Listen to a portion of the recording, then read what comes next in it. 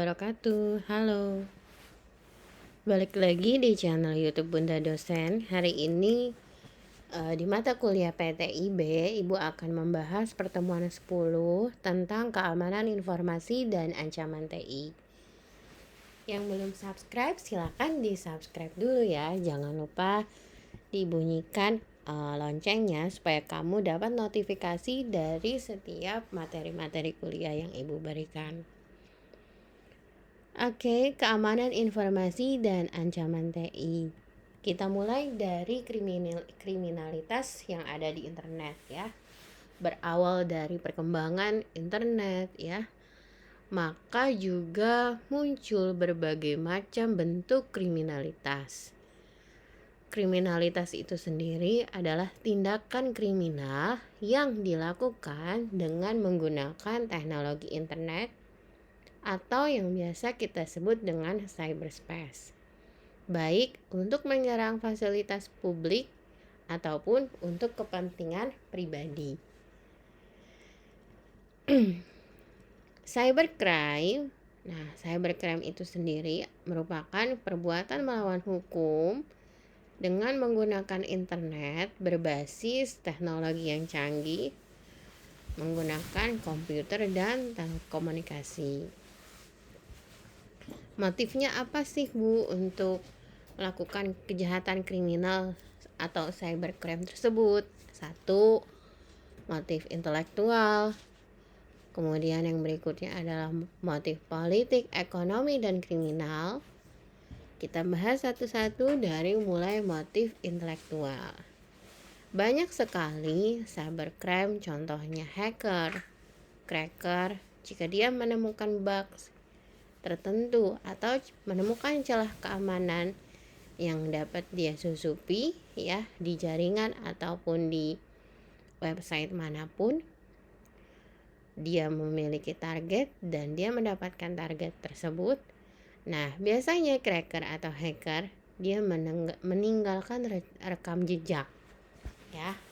Nah, rekam jejak tersebut hanya untuk sebagai penanda bahwa dia berhasil nih bisa menyusup ke dalam celah keamanan yang ada di suatu sistem informasi tertentu, baik itu yang dimiliki oleh publik ya ataupun perorangan.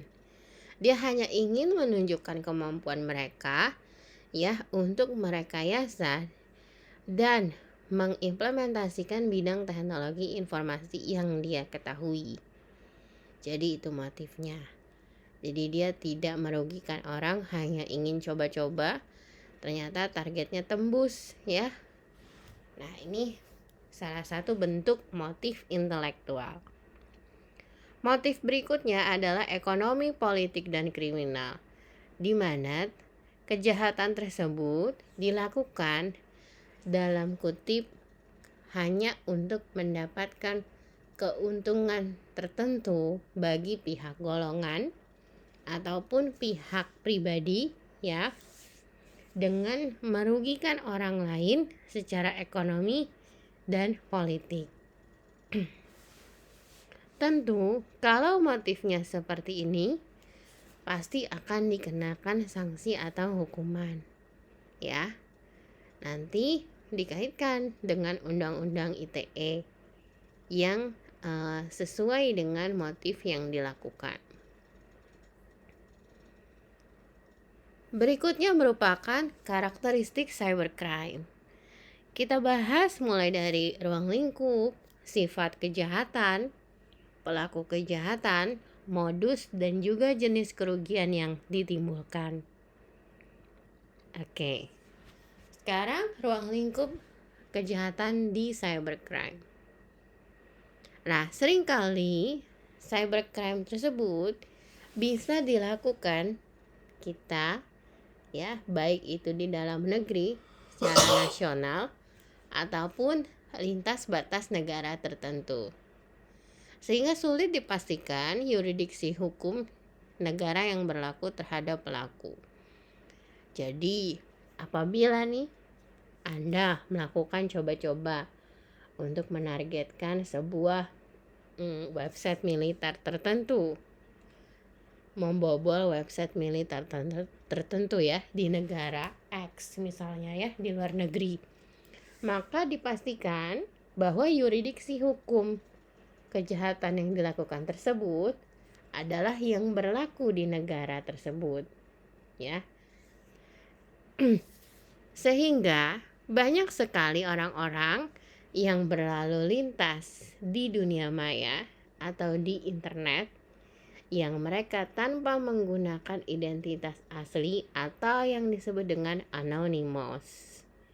Ya, anonymous ini dia melakukan berbagai activity atau kejahatan-kejahatan ya, menggunakan identitas yang ditutupi ya, tanpa identitas, sehingga kejahatan-kejahatan tersebut tidak bisa tersentuh oleh hukum. Karena itu tadi, dia anonymous, tanpa identitas. Yang berikutnya adalah sifat kejahatan. Nah, sifat kejahatan ini bersifat non-violence, tidak menimbulkan kekacauan yang mudah terlihat. Artinya, si korban tersebut dia tidak sadar bahwa jaringannya telah disusup atau telah dibobol oleh cracker tertentu ya, yang ingin memanipulasi data mereka ya, mengambil data rahasia perusahaan, melakukan pencurian uang dan lain sebagainya. Sifatnya non-violent, tidak sadar, seperti itu. Karakteristik berikutnya, nah, pelaku kejahatan ini biasanya mereka yang ahli, yang punya kemampuan atau kapabilitas dalam menggunakan teknologi, khususnya internet beserta aplikasi-aplikasinya.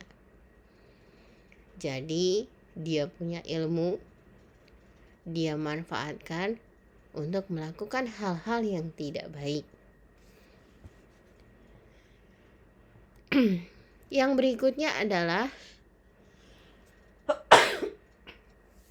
modus kejahatan. Nah, modus kejahatan ini biasanya penggunaan teknologi informasi dalam modus operan.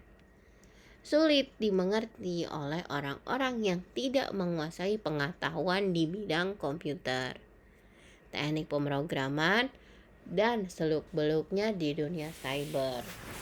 Jadi, rata-rata orang yang melakukan kejahatan di dunia maya, mereka yang sudah ahli, yang sudah lama berkecimpung tentang penggunaan dunia maya tersebut, implementasinya menggunakan internet, seluk-beluk tekniknya ya, dan juga aplikasi-aplikasi yang digunakan. Jadi, kalau kita berbicara tentang modus-modus tersebut, hanya dimiliki oleh orang yang mahir di bidangnya atau sekelompok komunitas golongan orang tertentu, bukan orang awam ya. Rata-rata seperti itu kalau modus kejahatan yang dilakukan.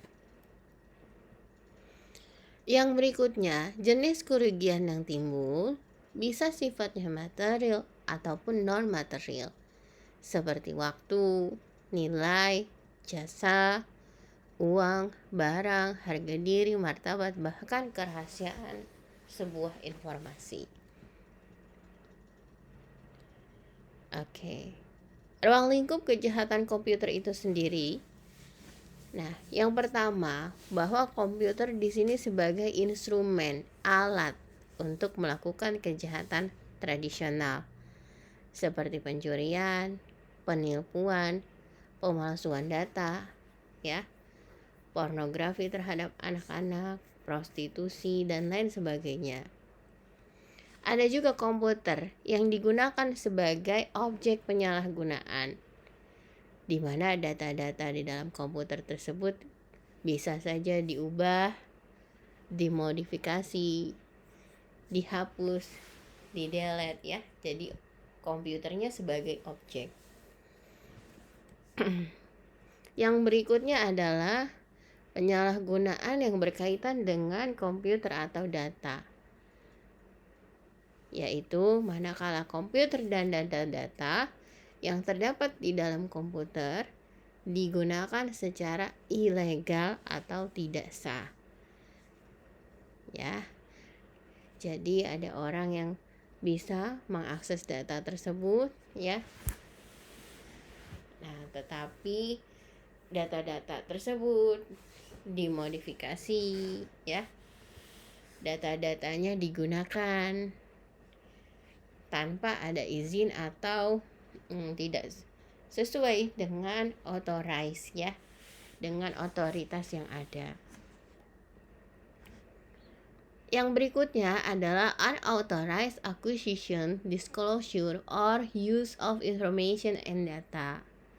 Nah, ini yang berkaitan dengan otoritas atau otorisasi, ya, yang berkaitan dengan masalah hak akses, penyalahgunaan hak akses dengan cara yang ilegal.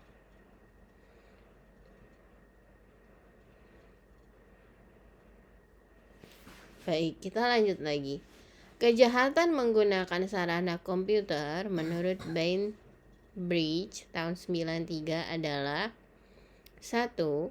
Memasukkan instruksi yang tidak sah, melakukan perubahan data, perusakan data komputer sebagai pembantu kejahatan, dan juga akses tidak sah terhadap sistem komputer. Nah, seperti ancaman-ancaman apa saja terhadap penggunaan internet tersebut?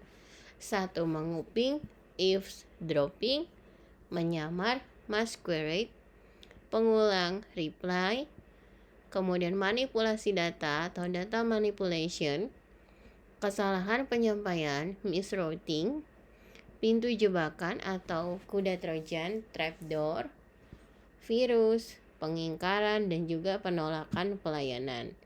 Nah, ini adalah ancaman-ancaman terhadap penggunaan internet yang biasa dilakukan, ya.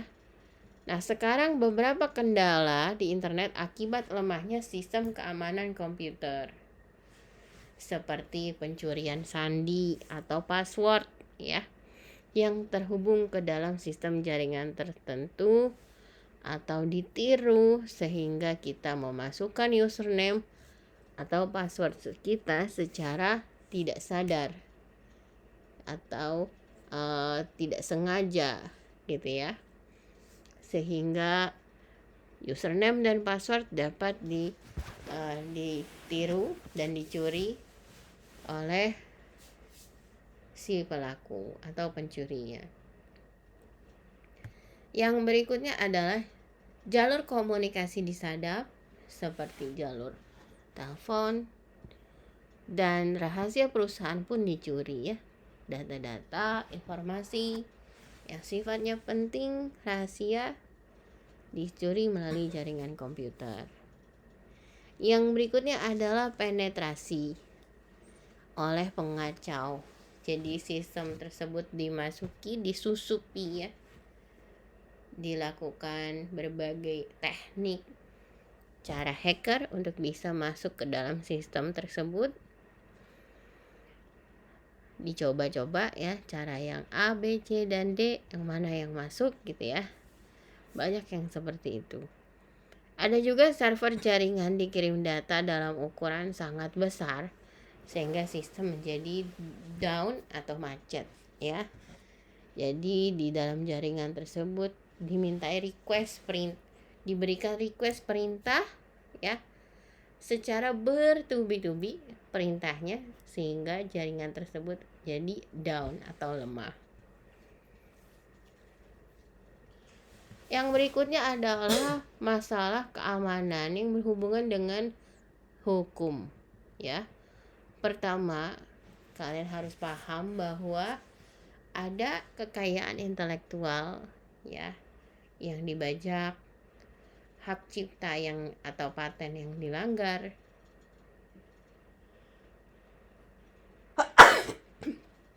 dengan tidak mau membayar royalti, terjadi pelanggaran terhadap penggunaan teknologi tertentu.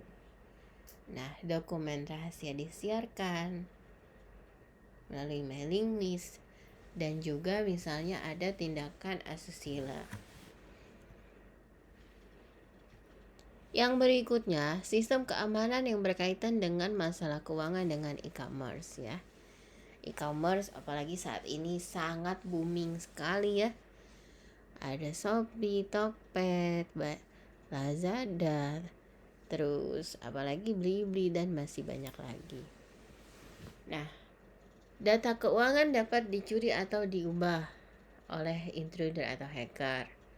Lalu kasnya disalahgunakan oleh petugas yang memegang. Pemalsuan uang rata-rata gitu ya. Kasirnya dia menyalahgunakan uang, pemalsuan uang, dan seorang dapat berpura-pura sebagai orang lain untuk transaksi atas nama orang tersebut. Nah, kenapa sih hal itu bisa terjadi? Nah, inilah faktor penyebab cybercrime.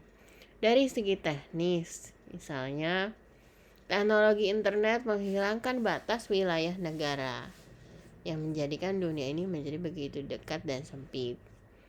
Nah, saling terhubungnya jaringan yang satu dengan jaringan yang lain.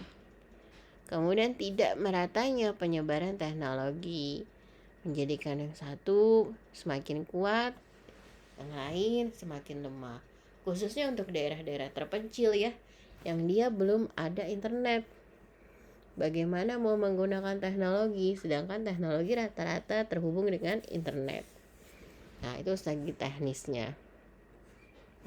Jadi di wilayah perkotaan sangat menonjol penggunaan internetnya, tapi di wilayah-wilayah tertentu yang pedalaman itu sangat sulit sekali untuk menemukan internet. Berikutnya adalah segi sosial ekonomi.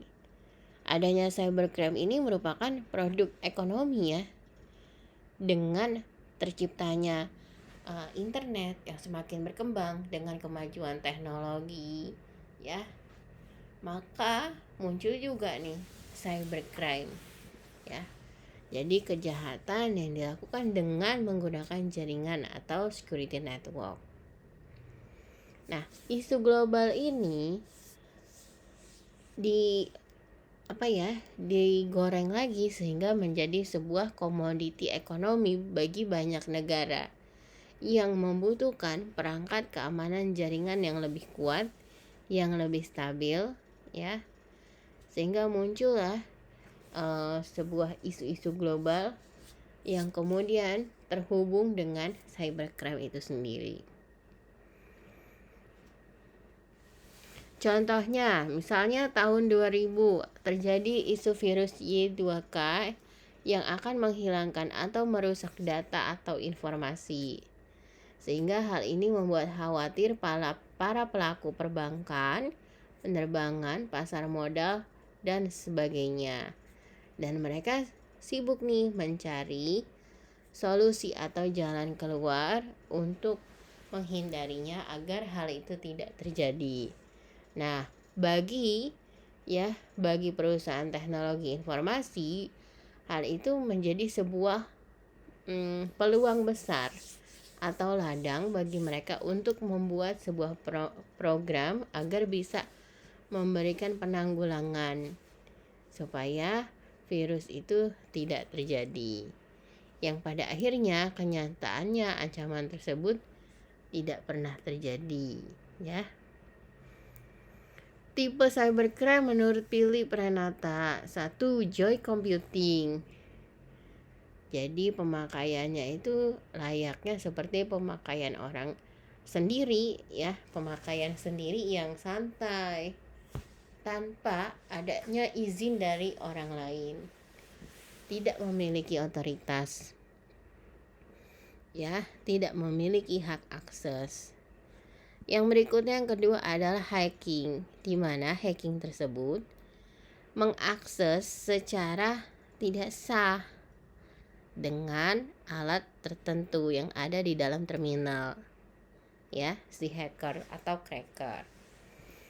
Yang berikutnya adalah the Trojan Horse. Nah, ini untuk manipulasi data atau program dengan mengubah data atau instruksi seperti menghapus, menambah, menjadikan tidak terjangkau, ya, dan lain sebagainya. Yang berikutnya data leakage. Nah, data leakage ini untuk menyangkut pembocoran data keluar, terutama mengenai data yang harus dirahasiakan. Kemudian data diddling, suatu perbuatan yang mengubah data valid atau sah dengan cara tidak sah. Ya. Yang berikutnya the first state data communication atau penyanyian data komputer. Berikutnya lagi software piracy, pembajakan, ya. Nah, pembajakan ini sangat dilindungi oleh HKI.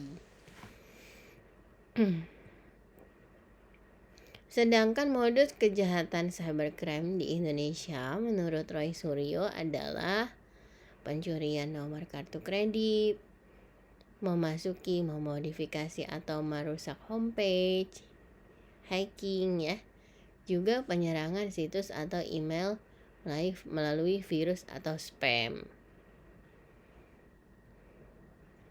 Kasus cybercrime yang sering terjadi di Indonesia seperti pencurian nomor kartu kredit atau CCV-nya, pengambil alihan situs web milik orang lain, pencurian akses internet yang sering dialami oleh ISP,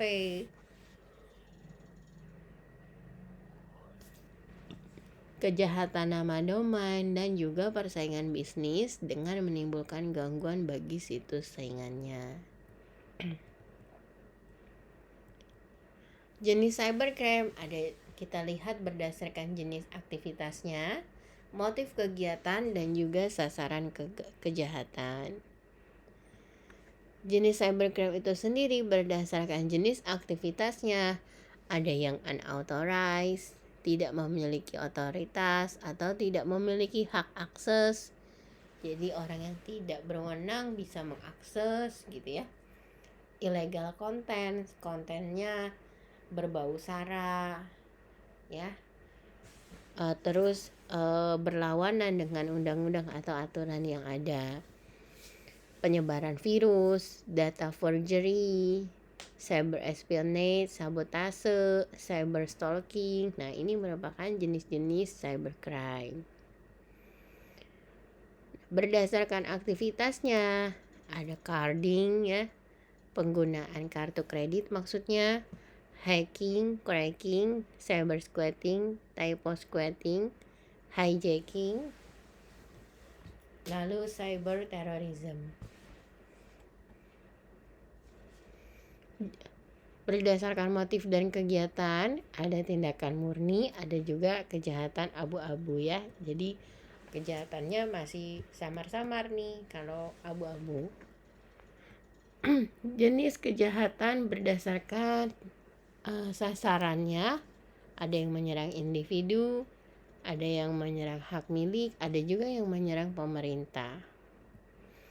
Penanggulangannya, kita harus mengamankan sistem penanggulangan secara global, perlunya cyber law, dan perlunya dukungan lembaga khusus. Mengamankan sistem artinya kita perlu membackup data-data atau informasi yang penting yang ada di dalamnya. Dengan cara sering di backup, ubah password, dan juga membuat firewall, ya, supaya tidak bisa ditembus oleh cracker atau hacker, dan juga bisa diinstal antivirus. Nah, ini latihan soalnya, ya. Silakan nanti dikerjakan, ya. Lalu dikirim ke email, ya. Latihan soal 1. Tindakan pidana kriminal yang dilakukan pada teknologi internet atau cyberspace, baik yang menyerang fasilitas umum di dalam cyberspace atau kepemilikan pribadi adalah Nomor 2, perbuatan melawan hukum yang dilakukan dengan menggunakan internet berbasis kecanggihan teknologi komputer dan telekomunikasi disebut. Nomor 3, kejahatan yang dilakukan hanya untuk kepuasan pribadi dan menunjukkan bahwa dirinya telah mampu untuk merekayasa dan mengimplementasikan bidang teknologi informasi adalah. Di bawah ini merupakan motif dalam kriminalitas dalam dunia internet, kecuali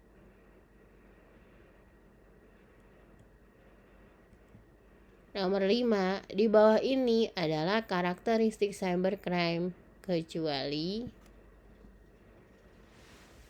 Baik, cukup ya. Terima kasih atas perhatiannya. Silahkan dikirim email, dikerjakan tugas latihan soal 5 soal ini. Terima kasih, Ibu tutup. Wassalamualaikum warahmatullahi wabarakatuh.